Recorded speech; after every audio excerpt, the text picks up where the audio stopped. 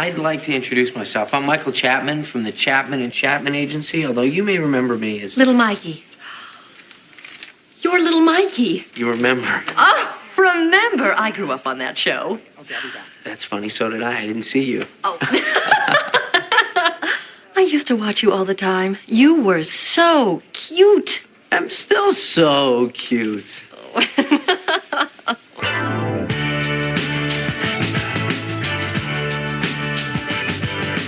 Life with Mikey is a 1993 comedy film written by Mark Lawrence and directed by James Lapine that would find a cult-like following among fans of actor Michael J. Fox.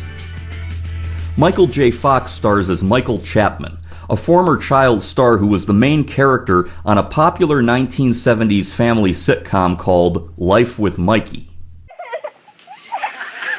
Mikey? Mikey? Dad, so nice to hear from you. Get down here. How could you do that to little Goldie? Listen, if it makes you feel any better, I'm sure little Goldie's in Fish heaven right now. Or in a fish stick. Don't make jokes about Cynthia's fish. Now, you have to learn when to be a comedian and when to be serious. No TV or ice cream for the next week. Any chance of getting time off for good behavior?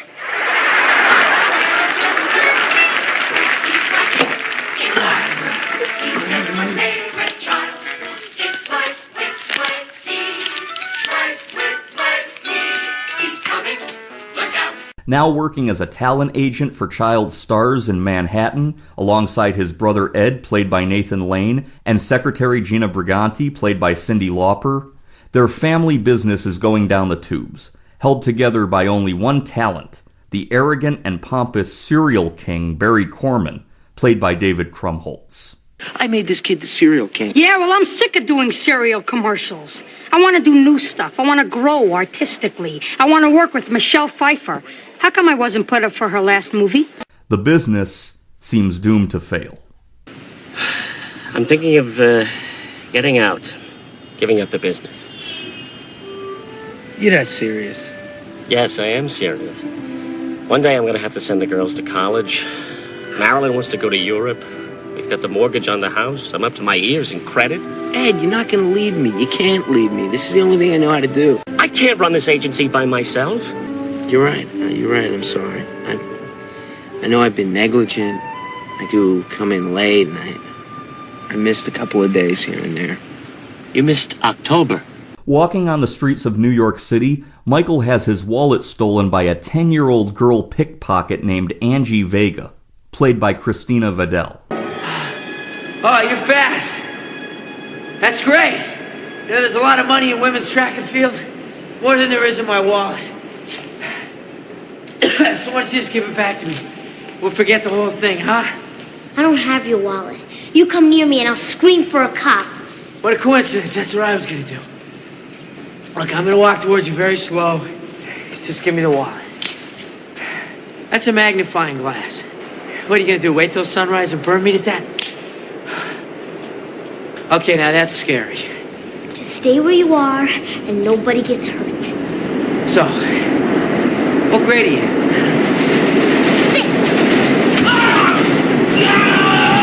He catches up with her soon after she is caught by another victim of her theft, Carol, played by Christine Baranski.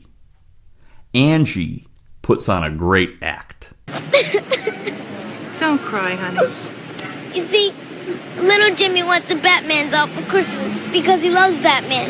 But my dad can't afford to buy any presents because he's been out of work ever since the accident. What accident?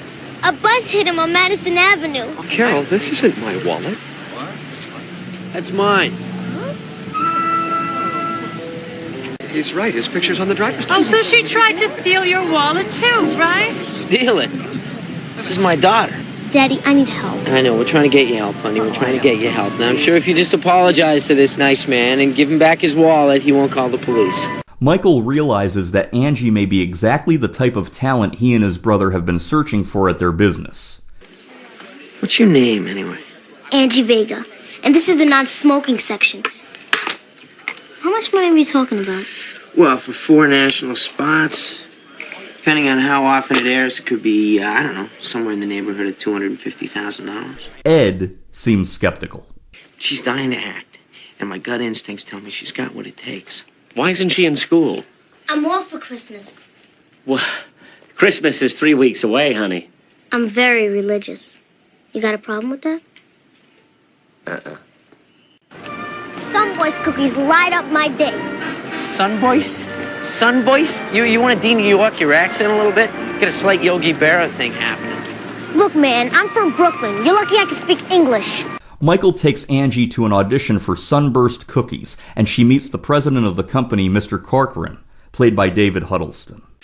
Every one of these animals was hunted legally and in accordance with the law. All her baby cubs are probably just sitting in their den saying, Mom's stuffed on a stand in Manhattan. But that's the law. Let's just hibernate and forget about it.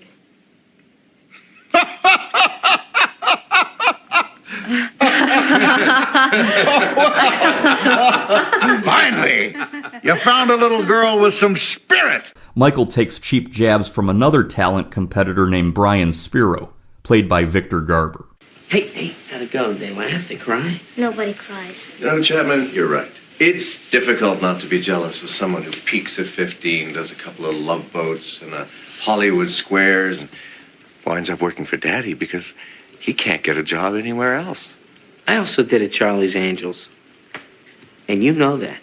Nevertheless, Corcoran loves Angie, and she gets the part. Angie, who lives with her sister and the sister's boyfriend following the death of her father, decides that she could focus more on the upcoming commercial shoot by moving in with Michael. I don't think your sister's going to be too happy about that. Listen, I take better care of her than she does of me. So don't worry about it. She knows I'm here. I like my privacy. More than your commission? His messy lifestyle conflicts with Angie.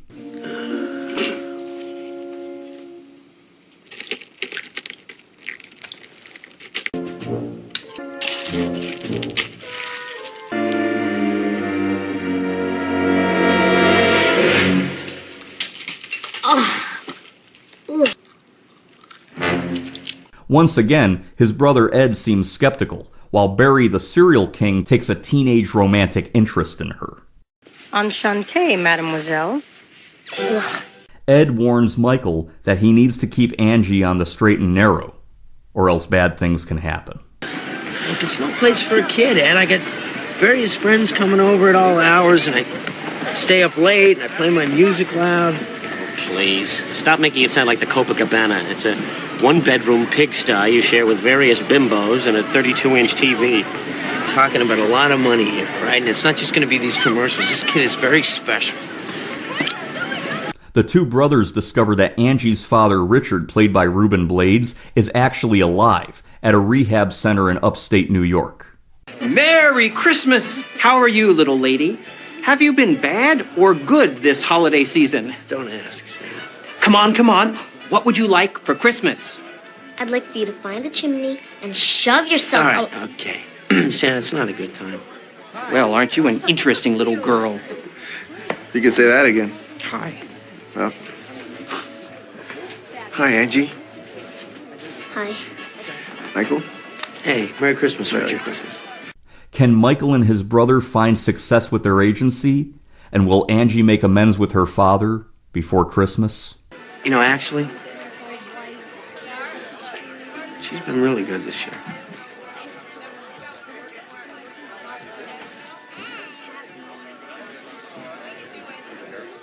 The original title for this movie was Give Me a Break.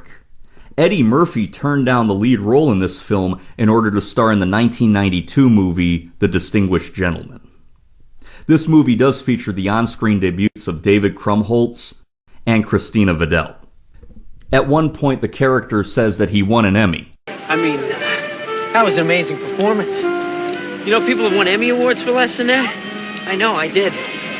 This was true in real life. Michael J. Fox had won Emmy Awards for his role as Alex P. Keaton on the NBC sitcom Family Ties, and after the release of this film, would win an Emmy for his role on the ABC sitcom Spin City.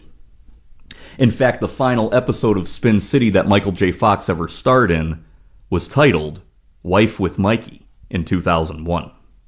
This movie was filmed from October 1992 to January 1993. It was released in the summer of 1993 and had a gross of $12.4 million.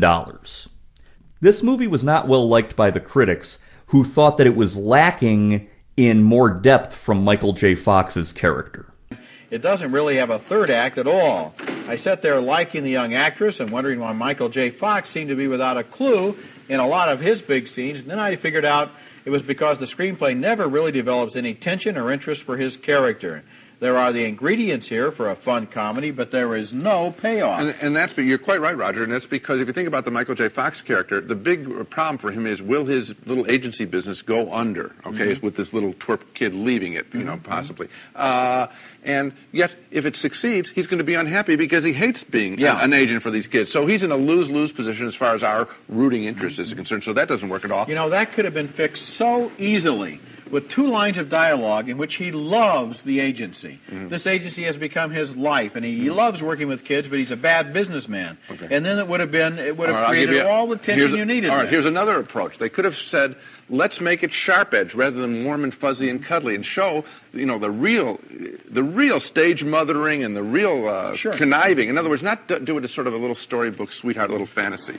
Either approach would have been better. I first saw this movie on ABC when it was a new release. I remember it had to be 1994, 1995, and I liked it. My mother liked it. I think this was a good role for Michael J. Fox because of his time on Family Ties as Alex Keaton.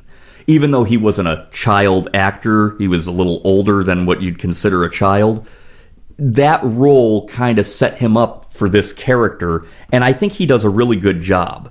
And this is a fun movie. It is a Christmas movie. It takes place around Christmas time, and Cyndi Lauper provides a Christmas song for the soundtrack. Overall, I recommend the 1993 film, Life with Mikey.